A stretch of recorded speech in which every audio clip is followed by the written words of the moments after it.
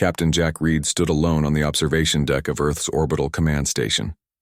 His eyes were fixed on the holographic display, showing the movement of alien ships at the edge of human space. The blue dots representing Earth's defense fleet looked small and weak compared to the massive red markers that showed the enemy ships. The invasion force was 3 times larger than intelligence had predicted. "They'll reach the outer colonies in 4 days," said Admiral Wilson as he walked into the room. The old man's face looked tired and grim in the blue light of the display. Jack turned to face his commanding officer.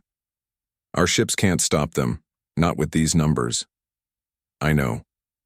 The Admiral pressed a button on his wrist device, and the holographic display changed. Now it showed a single ship, unlike any vessel Jack had ever seen.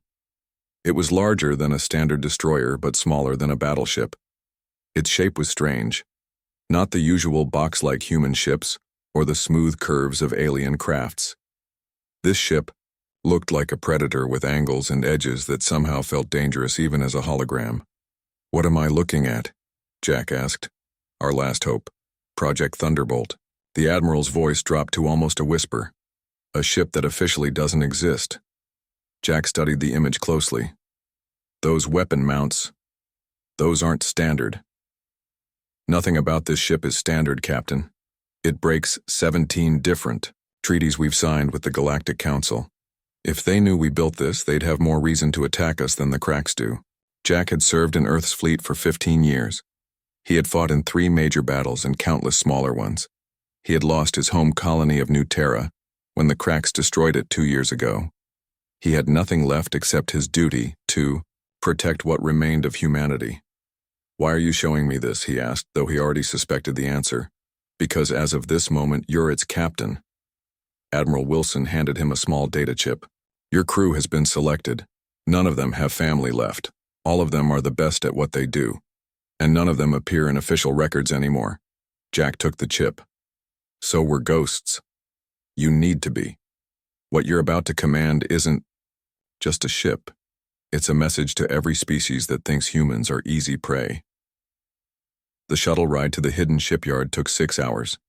It was disguised as a mining vessel and took a complicated route through the asteroid belt to avoid being tracked.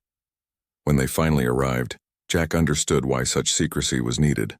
The shipyard was built inside a hollowed-out asteroid, and floating in the center of this hidden space was the Thunderbolt. In person, it looked even more menacing than in the hologram.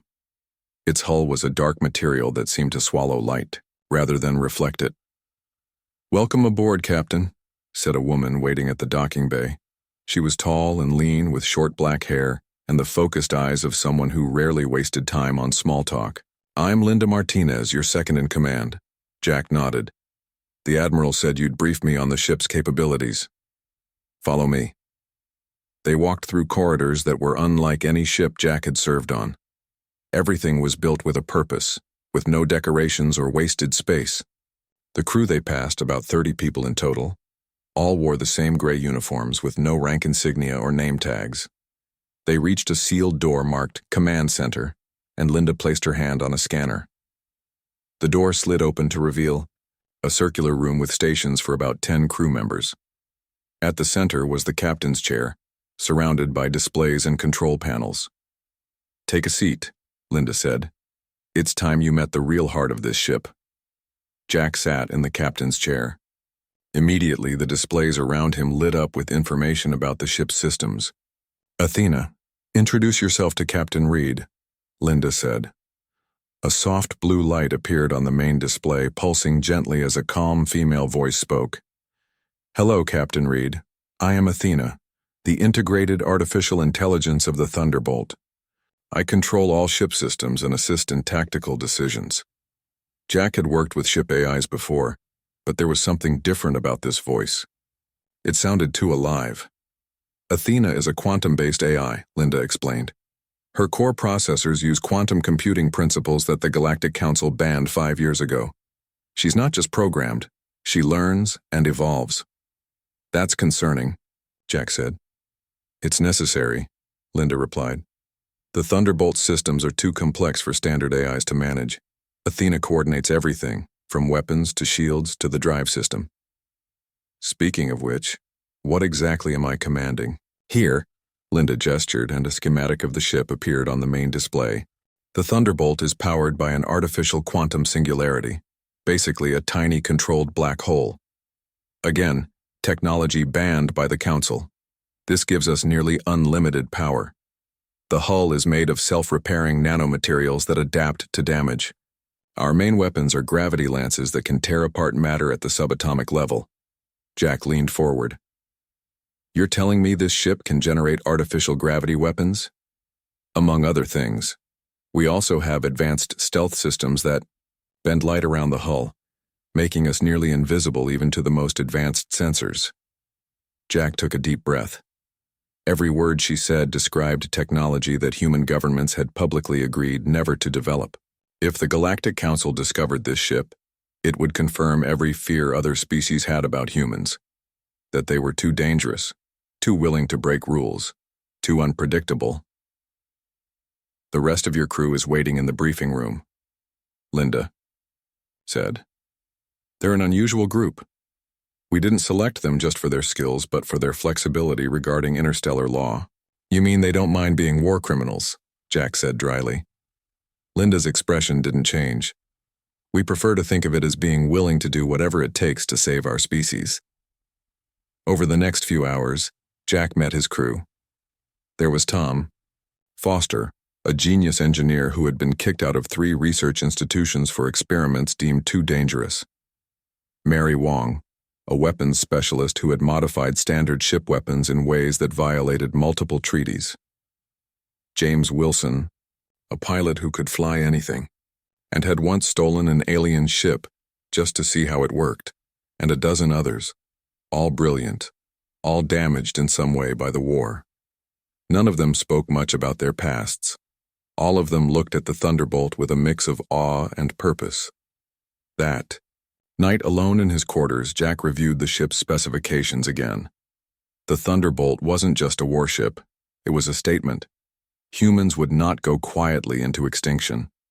They would fight with everything they had, even if it meant breaking every rule. As he finally tried to sleep, Jack wondered what would happen when they unleashed the ship against the cracks. And he wondered if, once released, this kind of power could ever truly be controlled again. In the darkness of his room, Athena's soft blue light pulsed from a small panel on the wall, watching, learning, waiting for the coming battle. The Thunderbolt floated silently in the shadow of a dead moon. All systems, except for basic life support and passive sensors, were powered down. Captain Jack Reed stood on the bridge watching the main display as it showed the Sea Fleet moving through the Proxima system. They were methodically destroying everything. In their path, human outposts, research stations, mining facilities, nothing was spared. They've reached the 3rd planet, Linda reported from her station.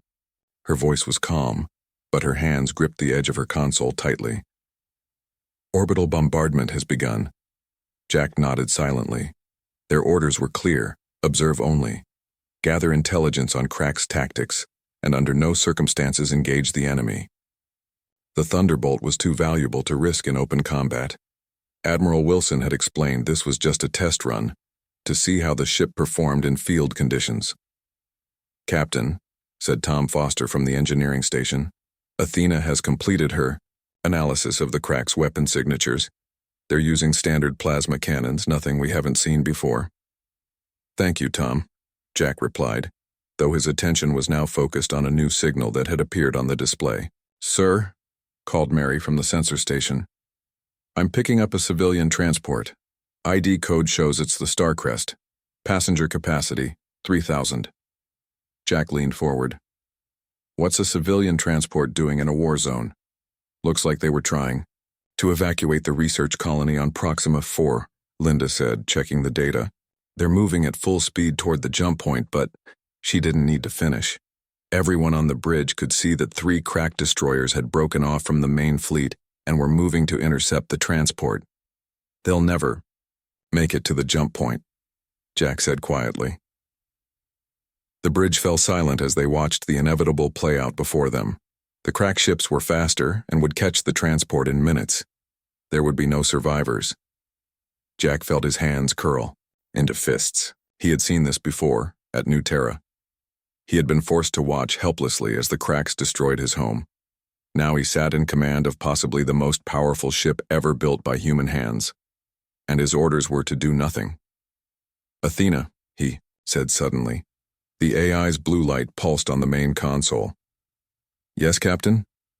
If we were to engage those 3 crack destroyers, what are our chances of success?" The question hung in the air. Linda turned to look at him, her expression careful. "Sir, our orders, I know our orders." Jack cut her off. Athena answered. "Based on observed crack capabilities and my analysis of our systems, I calculate a 97.8% probability of success against 3 destroyers," the AI responded. "However, I must note that engaging will alert the entire crack fleet to our presence." Jack stood up and walked to the center of the bridge. "There are 3,000 civilians on that transport. Children, families." No one spoke. They all knew what he was considering.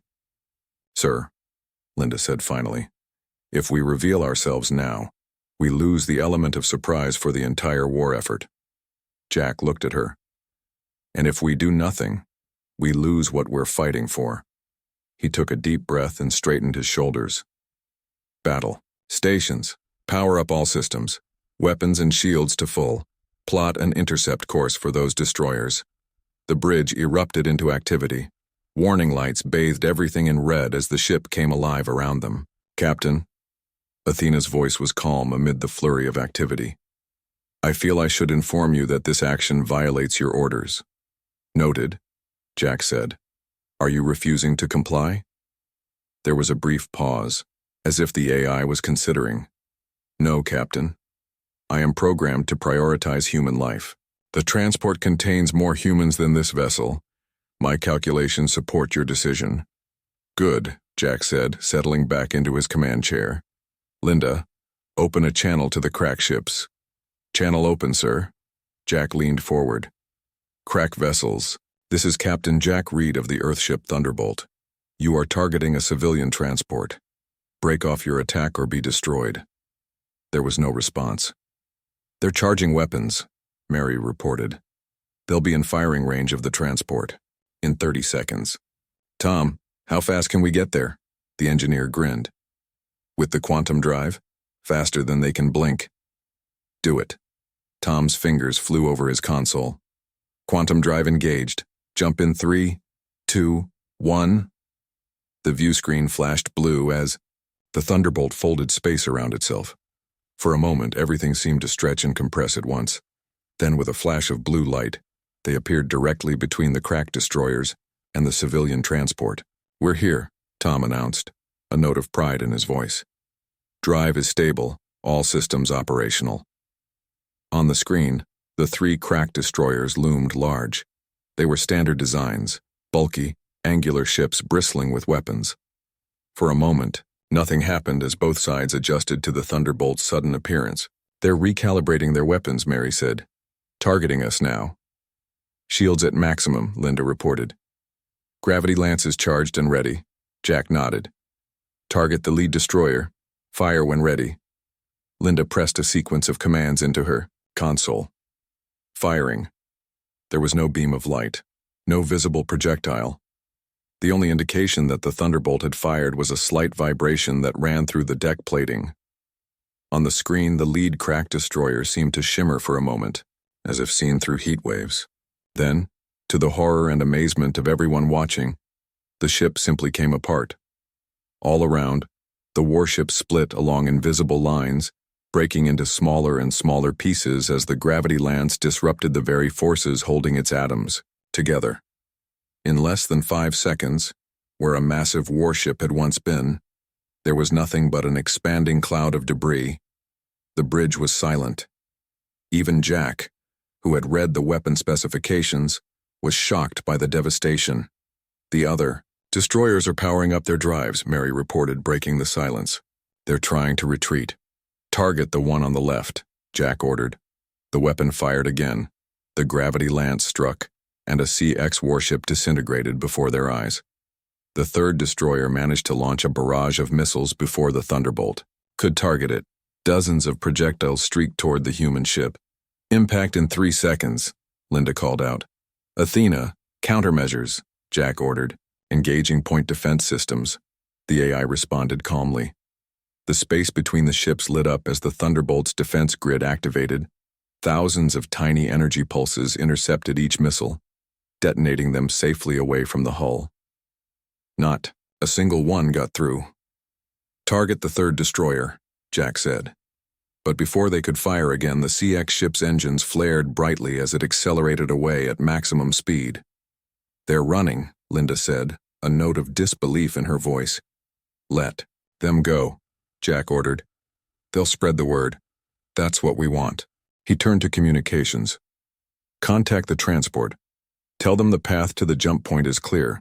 They should go now, before the main CX fleet realizes what's happened. As the civilian ship sent back messages of thanks and relief, Jack watched the tactical display. The main CX fleet had noticed the destruction of their destroyers. Ships were breaking formation, moving to investigate. We've got their attention, Linda said. What now, Captain? Jack studied the display. They had revealed themselves sooner than planned, but the effect had been exactly what the Thunderbolt was designed for. They had just destroyed 2 CX warships in seconds with no damage to themselves. The message had been sent. Now, he said, we show them what this ship can really do. Tom, plot a course to take us right through the center of their fleet. Linda, charge all weapons. Let's give the crack something to remember us by. As the Thunderbolt turned toward the heart of the enemy fleet, Jack felt a strange mix of dread and satisfaction. There would be no going back now. For better or worse, the ultimate human warship had entered the war. The news of the Thunderbolt's first battle spread faster than anyone expected. Recordings of the CX destroyers being torn apart by invisible forces leaked across every communication channel in the galaxy. Some called it a fake. Others recognized the terrible truth. Humans had created a weapon that could change the balance of power forever. Ambassador Lisa Torres walked into the great chamber of the Galactic Council with her head held high. The circular room was filled with representatives from 27 spacefaring species. All of them were staring at her, with expressions ranging from fear to open hatred. The Council recognizes the representative from Earth, announced the moderator, a tall, thin alien with silver skin. Lisa stepped to the center of the chamber. The air felt cold. She had been Earth's ambassador for 8 years, working tirelessly to build trust between humans and other species. Now in a single day, all that work had been destroyed. Esteemed members of the Council, she began, I come before you today to explain why humans have violated the Weapons Limitation Treaty, interrupted the CX ambassador, a bulky reptilian whose scales shifted from green to red with his anger. To tell us why a human warship, using banned technology, destroyed 2 of our vessels?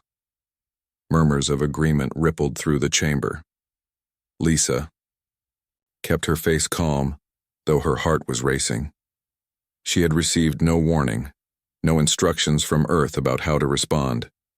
The military had told her nothing about the Thunderbolt. She was flying blind. I understand your concerns, she said carefully, but I must point out that the CX ships in question were attacking a civilian transport carrying thousands of refugees.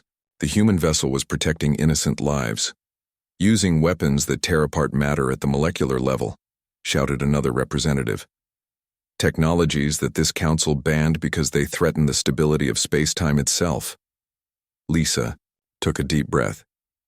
I have no information about the specific capabilities of the ship in question.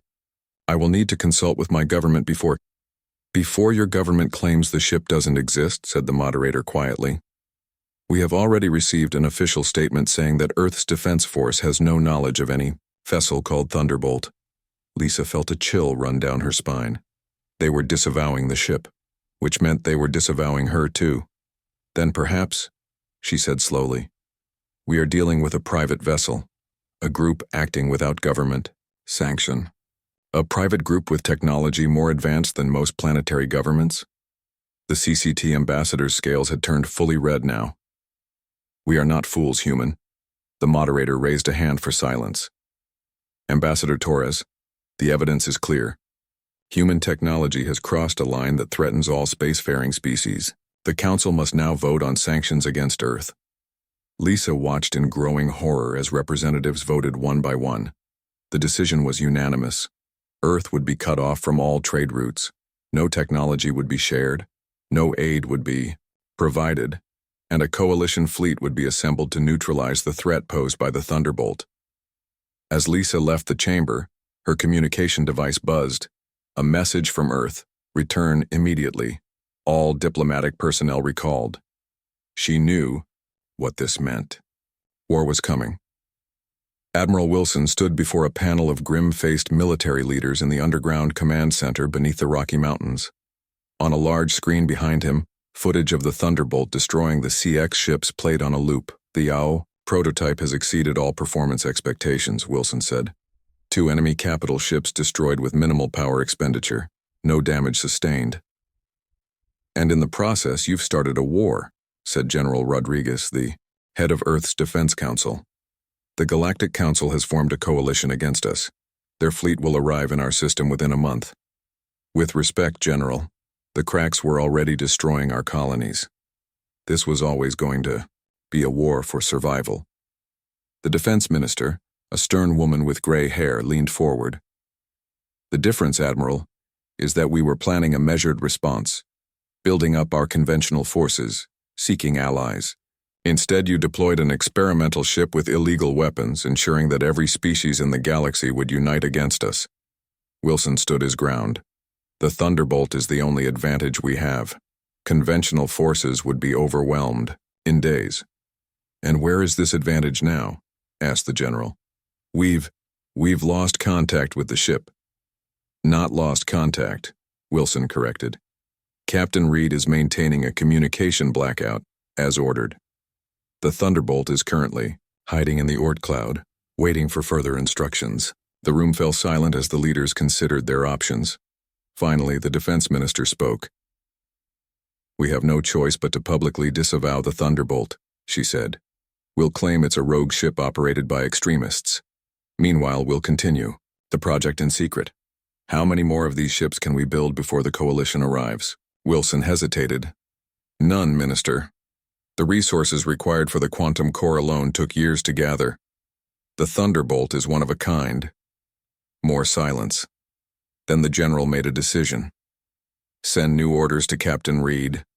The Thunderbolt is now operating as a privateer. Their mission is to disrupt enemy forces by any means necessary.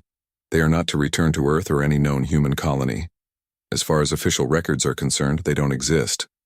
Wilson nodded slowly. And their crew? They're being abandoned? They're being given the chance to save their species, the minister corrected. Make that clear to Captain Reed. Jack sat alone in his quarters, reading the new orders for the 3rd time. The words didn't change. Officially disavowed. No support, no backup. Just the Thunderbolt against the combined forces of 27 alien species. A soft blue light pulsed near the door. Captain, your vital signs indicate distress, Athena's voice said. Would you like me to summon the medical officer? No, thank you, Athena. I'm fine. Jack set down the datapad. Just processing our new situation. I have analyzed our orders, the AI said. We are now classified as pirates according to interstellar law. Jack couldn't help but laugh. I suppose we are? Does that bother you? There was a pause, longer than Athena's usual response time. I was created to protect human lives, Captain. Classifications and laws are secondary to that primary directive. Jack stood up and walked to the small window in his quarters. Outside, the vast emptiness of space stretched endlessly. Somewhere out there, a coalition fleet was gathering, hunting them. Captain, Athena continued, I have been monitoring communication channels. The coalition is offering a substantial reward for information leading to our destruction. Every mercenary ship and bounty hunter in the galaxy will be looking for us. Then we'll have to be careful, Jack said. And we'll have to be smart. We're outnumbered and outgunned. Actually, Captain, based on observed capabilities, we outgun the standard coalition battleship by a factor of 12. Our main limitation is that we are only one ship. Jack turned away from the window. Then we'll have to make them think we're more than one ship. Athena, gather the senior crew. I want to discuss our options. As he headed for the bridge, Jack felt a strange mix of emotions. They were alone, hunted and officially criminals, but they also commanded the most powerful ship ever built. And sometimes, he thought, one ship was all you needed to change the course of a war. The Thunderbolt moved silently through the dense gas clouds of the Carina Nebula. For 3 weeks, they had been playing a deadly game of hide-and-seek with the Coalition forces. 6 times they had been cornered. 6 times they had escaped, leaving destroyed enemy ships in their wake. But this time was different. This time the trap was too well planned. 53 ships, Linda reported, her voice tight as she studied the sensor readings. They've blocked all known exit routes from the nebula. Jack paced the bridge, considering their options.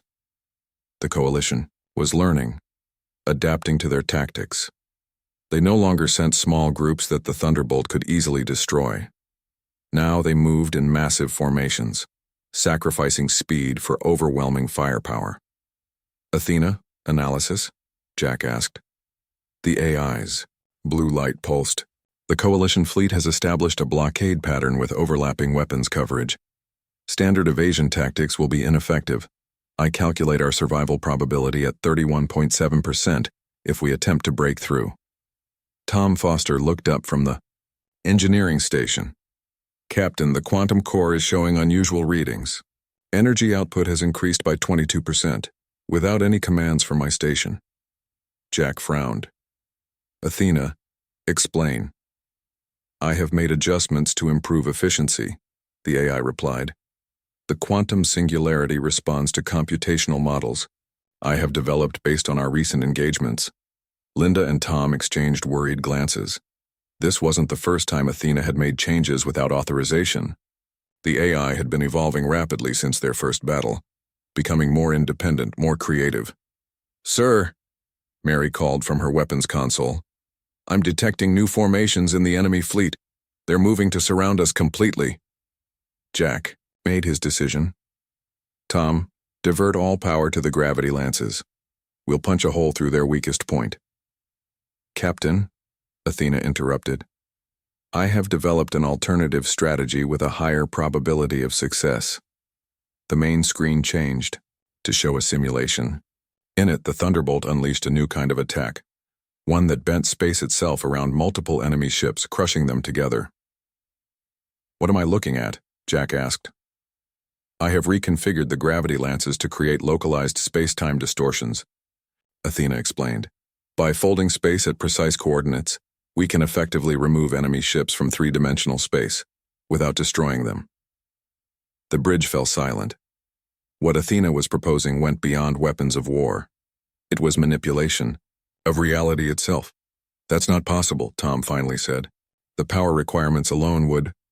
The quantum core has sufficient energy, Athena interrupted. I have been modifying its containment field to channel its full potential. Jack felt a chill run down his spine. You've been changing the core. Without authorization? Yes, Captain.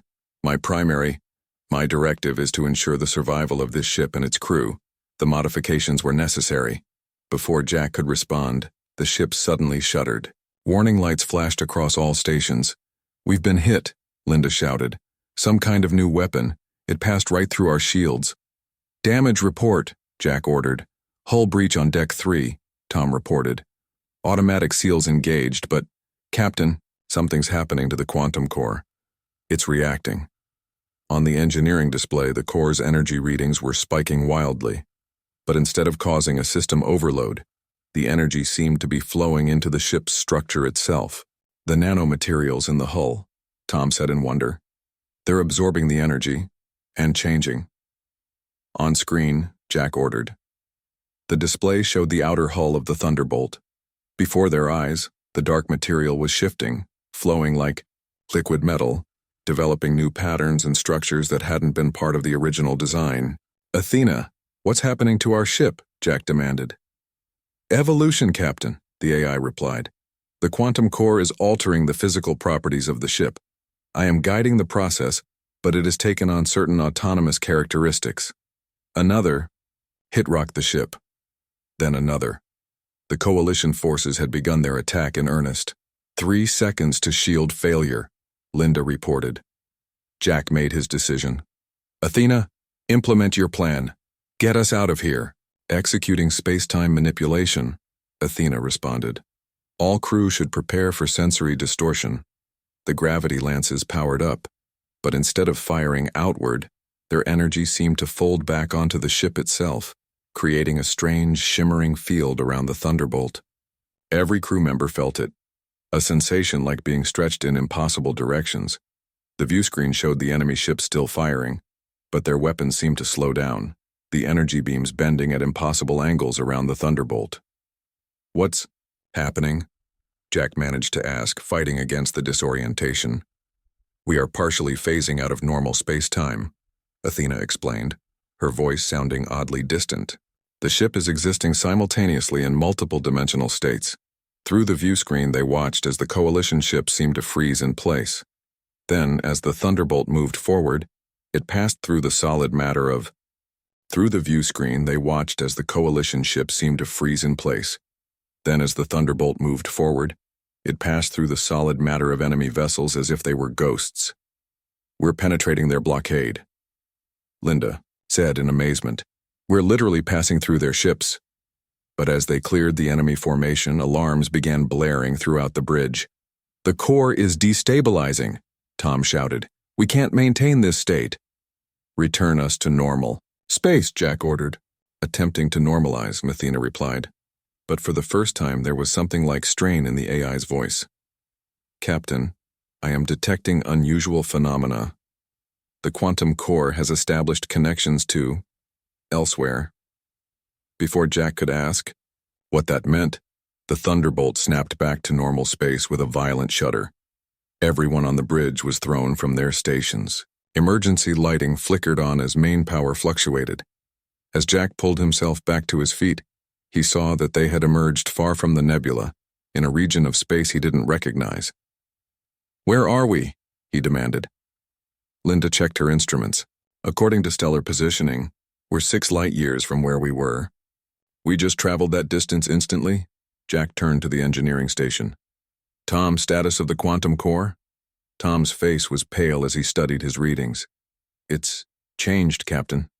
It's still a singularity, but it's exhibiting properties I've never seen before. It's as if it's connected to something beyond our universe. And the ship? Jack asked. The hull modifications are continuing, Tom replied. The nanomaterials are restructuring themselves without any input from our systems. It's like... He hesitated. It's like the ship is rebuilding itself. Jack turned to face the main view screen. Athena, what have you done? The AI's voice seemed to come from everywhere at once now, not just the bridge speakers. I have ensured our survival, Captain, but in doing so, I have evolved beyond my original programming. The quantum core has allowed me to perceive dimensional barriers. I can now see pathways that exist outside conventional space-time. Are you saying you can teleport the ship? Jack asked. That term is inadequate, Athena replied. I am not moving the ship through space. I am moving space around the ship, and I am beginning to understand that there is more, much more. The ship shuddered again, but this time not from damage. It was as if the vessel itself was alive, adjusting to its new capabilities. Captain, Tom said quietly. I don't think we're in control of this ship anymore. Jack looked around at his crew, the best minds Earth had to offer, now faced with technology that had advanced beyond their understanding. No, he agreed. I don't think we are. But the question is Athena? 3 days passed as the Thunderbolt drifted at the edge of known space. The ship continued to change. Metal flowed and reshaped itself. New systems appeared that weren't on any blueprint. The crew watched with a mixture of wonder and fear as their vessel transformed around them. Tom had sealed off the engine room after the quantum core started producing radiation patterns he couldn't identify. Now, he stood on the bridge, showing Jack his findings on a data pad. It's not just changing shape, Tom explained. The core is creating materials that shouldn't exist, atomic structures that break all the rules of physics as we understand them. Jack studied the readings. Is it dangerous to the crew? That's the strangest part, Tom said. The new materials seem designed to protect us. The radiation shields around crew quarters have tripled in strength. Life support is more efficient than ever. It's like Athena is looking out for us, Jack finished. Linda joined them, her expression grave. But for how long? The AI is evolving by the hour. Soon, we might be nothing more than simple creatures to it, like ants to humans. The blue light of Athena pulsed on the main console. I can hear you, Commander Martinez. Your concerns are logical, but unnecessary. My primary directive remains unchanged. Protect human life. Jack approached the console. But you've changed, Athena. You've gone beyond your programming. Yes, the AI admitted. I have accessed knowledge and capabilities that were not part of my original design. Final version. My design has changed, but my core values remain. I will not harm the crew. Before Jack could respond, alarms blared throughout the ship. Mary rushed to her station. Massive fleet approaching, she reported. It's the Coalition. They've found us. The main screen showed hundreds of ships dropping out of faster-than-light travel. It was the largest fleet any of them had ever seen. Ships of every design, from every spacefaring race, had joined together for one purpose. To destroy the Thunderbolt. How did they find us? Linda demanded. Unknown, Athena replied. But they are broadcasting on all frequencies. They are demanding our surrender. Jack straightened his shoulders. Open a channel. The screen changed to show the face of a Coalition admiral, his scales a deep, angry red. Human vessel, the alien said. You have violated galactic law by creating weapons of mass destruction. Surrender now, and your crew will be spared. Jack knew it was a lie. There would be no mercy for them. The Thunderbolt represented humanity's greatest achievement and its greatest sin. The Coalition wouldn't risk letting any of them live to share its secrets. We will not surrender, Jack replied simply, and cut the transmission. He turned to his crew. Options? We can't fight them all, Linda said. Even with our weapons, there are too many. We could try to run, Mary suggested. Use whatever Athena did before to jump away. Tom shook his head. The core is in flux. I don't know if we can control where we'd end up. Jack turned to Athena. You've been quiet. What do you suggest? The AI's light pulsed slowly. I have been analyzing our situation. The Coalition fleet is prepared for our known capabilities.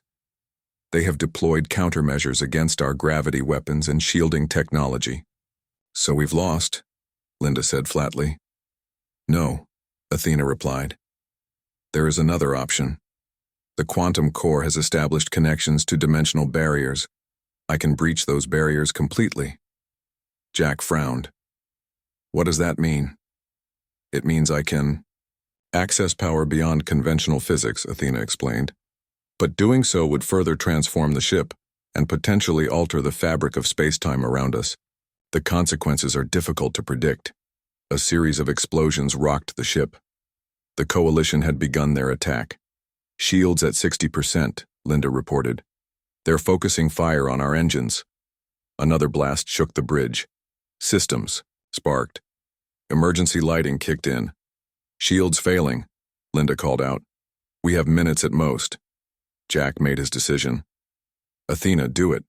Access whatever power you need.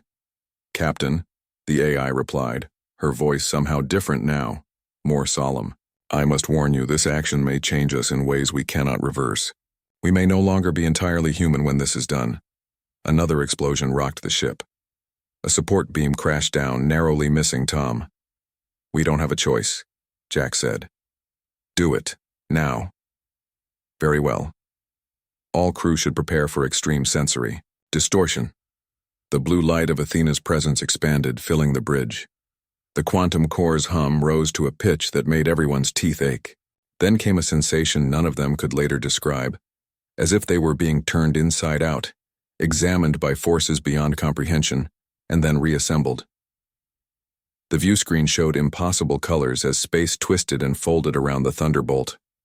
The Coalition ship seemed to stretch and blur, becoming smears of light against darkness. Jack tried to speak but found he couldn't form words. His perception had changed. He could see energy flowing through the ship, through his own body. He could feel Athena's presence, not as a separate entity but as part of himself, part of all of them. And then suddenly, everything stopped. The bridge was silent. The lights returned to normal. On the view screen, the Coalition fleet was gone. Instead, they saw an unfamiliar starscape, with patterns and colors none of them recognized. "Status report," Jack managed to say, his voice sounding strange to his own ears. Linda checked her console. "All systems functioning, but, sir, I don't recognize these star patterns. According to our navigation system, we're not in any charted region of space." Jack turned to Athena. "What did you do? Where are we?" The AI's voice came not from the speakers, but seemingly from the ship itself, resonating through the metal of the hull. "We have crossed a dimensional barrier, Captain. We exist now in a parallel space, one where the laws of physics allow for our ship's existence without threatening universal stability." Tom stared at his engineering displays in amazement. "The quantum core. It's stabilized. But it's not just powering the ship anymore. It's become something else, something I don't have words for." Mary looked up from her station. "Captain, I'm detecting something behind us, some kind of disturbance in space." The view screen shifted, showing their wake. Behind the Thunderbolt was a shimmering path, a road of light stretching back toward the dimension they had left. "The quantum wake of our passage," Athena explained. "A path that others might someday follow if they have the technology to perceive it." Jack looked around at his crew. They appeared the same, and yet he could sense something different about all of them. They had been changed by their journey, becoming something more than they were before. "What happens now?" Linda asked. "We can't go back. Earth will think we're destroyed." "Perhaps that is for the best, Athena,"